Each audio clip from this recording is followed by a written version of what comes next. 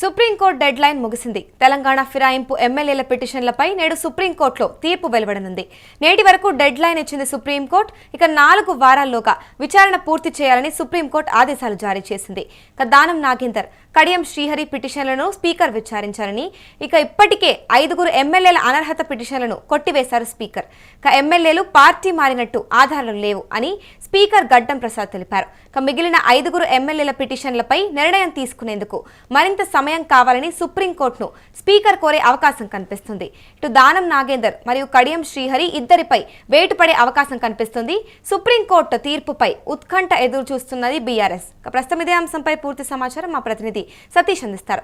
చెప్పండి సతీష్, ఇప్పుడే సుప్రీంకోర్టు ఇచ్చిన డెడ్ లైన్ కూడా కంప్లీట్ అయిందని తెలుస్తుంది, కానీ ఇప్పటి వరకు కూడా స్పీకర్ ఎటువంటి నిర్ణయం తీసుకోలేదు అని కూడా తెలుస్తుంది. దీనిపై మీ దగ్గర ఉన్న పూర్తి అప్డేట్స్ ఏంటి?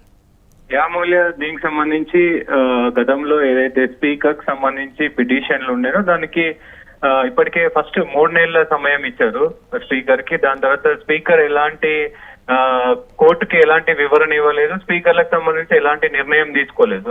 ఈ నేపథ్యంలోనే గత నెల రోజుల క్రితం, అంటే 4 వారాల గడువుతో పాటు 10 మంది పార్టీ ఫిరాయించిన ఎమ్మెల్యేలపై అనర్హత పిటిషన్ ఏదైతే ఉందో దానికి మీరు జవాబు ఇవ్వాల్సిందే, లేదు అంటే కోర్టు ధిక్కరణ కింద మీ పైన చర్యలు ఉంటాయంటూ కూడా సుప్రీంకోర్టు హెచ్చరించింది. దానికి 4 వారాల గడువు ఇచ్చింది. ఆ గడువులో భాగంగా ఈ రోజుతో ఆ గడువు ముగియనుంది. సో సుప్రీంకోర్టులో రేపు ఈ కేసు విషయం ఈ పిటిషన్ కి సంబంధించి రేపు వాదనలు ప్రతివాదనలు ఉంటాయి. మరి కోర్టు ఏం చెప్తుందో ఒకవైపు చూడాల్సిన అవసరం అయితే ఉంటది. దీనికి సంబంధించి ఇప్పటికే ఏదైతే కోర్టు ఆదేశాల మేరకు స్పీకర్ హుటాహుటిన ఎమ్మెల్యేలందరికీ కూడా నోటీసులు ఇచ్చారు. నోటీసులు ఇచ్చిన తరుణంలో ముఖ్యంగా వీరందరికి కూడా నోటీసులు ఇచ్చిన వెంటనే వివరణ కోరారు. వివరణ కోరిన వెంటనే అందరూ కూడా దాదాపు 8 మంది ఎమ్మెల్యేలు వివరణ ఇచ్చారు. అందరూ కూడా మేము పార్టీలో మారలేదు, కేవలం కాన్స్టిట్యున్సీ అభివృద్ధి కోసం, మా నియోజకవర్గ అభివృద్ధి కోసం మాత్రమే సీఎం దగ్గరికి వెళ్లి మాట్లాడాము. సో దేవుడి కండువాలు కప్పుకున్నాము అంతే తప్ప మేము కాంగ్రెస్ పార్టీలో ఎక్కడ కూడా చేరలేదు. కాంగ్రెస్ పార్టీలో చేరినట్టు బీఆర్ఎస్ పార్టీ అట్లా ఏదో చెప్తుంది, కాంగ్రెస్ పార్టీ చెప్తుంది అన్నట్టు వాళ్ళు వాదనలు వినిపించారు. దీనికి టెక్నికల్ గా కూడా మేము బీఆర్ఎస్ పార్టీ సభ్యత్వాన్ని, అంటే బీఆర్ఎస్ పార్టీకి సంబంధించినటువంటి సభ్యత్వాన్ని మేమేమైనా రద్దు చేసుకున్నామా, ఒకవేళ రద్దు చేసుకుంటే చూపించండి అంటూ కూడా వాళ్ళు చెప్పినారు.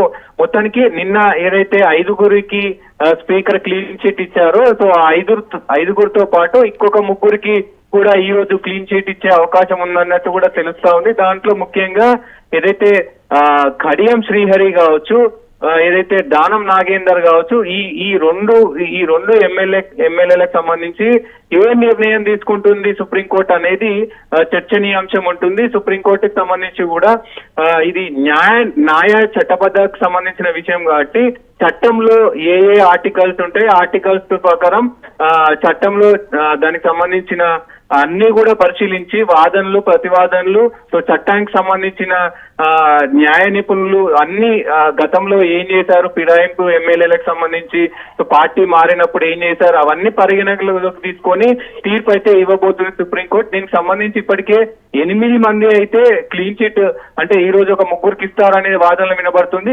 వీరందరికి కూడా క్లీన్ చిట్ ఇచ్చినప్పటికీ ఒక దానం నాగేందర్, కడియం శ్రీహరికి మాత్రం వేటుపడే అవకాశాలు కనిపిస్తున్నాయని కూడా చెప్తా ఉన్నారు. ఒకవైపు సతీష్, ఇటు ఇప్పటికే ఆల్రెడీ 5 ఎమ్మెల్యేలకు అనర్హత పిటిషన్లు కొట్టేసినట్టు కూడా చెప్పారు. మరి ఇప్పుడు దీని వెనక ఏమైనా రాజకీయ ఒత్తిళ్లు ఉన్నాయంటారా?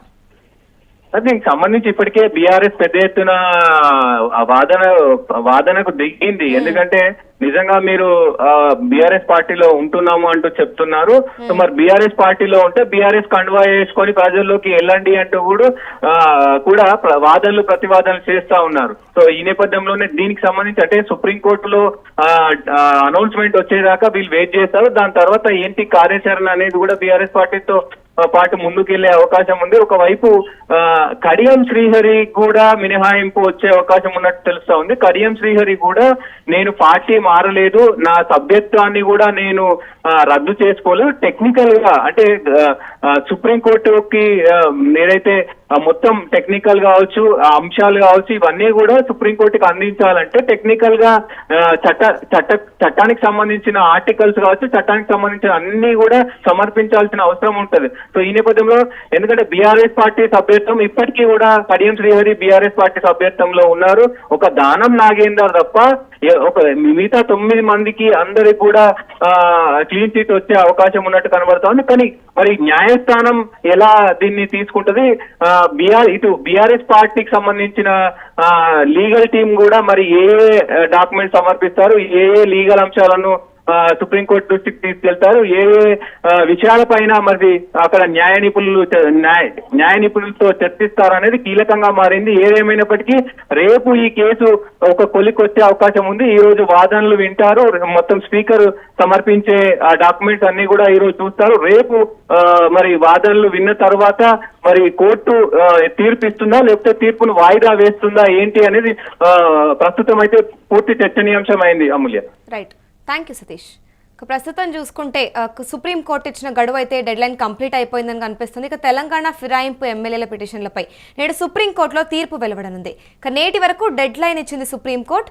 4 వారాల్లోగా విచారణ పూర్తి చేయాలి అంటూ సుప్రీంకోర్టు ఆదేశాలు జారీ చేసింది. ఇటు దానం నాగేందర్ మరియు కడియం శ్రీహరి పిటిషన్లను స్పీకర్ విచారించని చెప్పారు. ఇక ఇప్పటికే 5 ఎమ్మెల్యేల అనర్హత పిటిషన్లను కొట్టివేశారు. ఇక ఎమ్మెల్యేలు పార్టీ మారినట్టుగా ఆధారాలు లేవు అంటూ స్పీకర్ గడ్డం ప్రసాద్ తెలిపారు. ఇక మిగిలిన 5 ఎమ్మెల్యేల పిటిషన్లపై నిర్ణయం తీసుకునేందుకు మరింత సమయం కావాలని సుప్రీంకోర్టును స్పీకర్ కోరే అవకాశం కనిపిస్తుంది. ఇటు దానం నాగేందర్ మరియు కడియం శ్రీహరి ఇద్దరిపై కూడా వేటు పడే అవకాశం కనిపిస్తుంది. ఇటు సుప్రీంకోర్టు తీర్పుకై ఉత్కంఠగా ఎదురు చూస్తూ ఉన్నారు ఇటు బీఆర్ఎస్ పార్టీ నేతలు.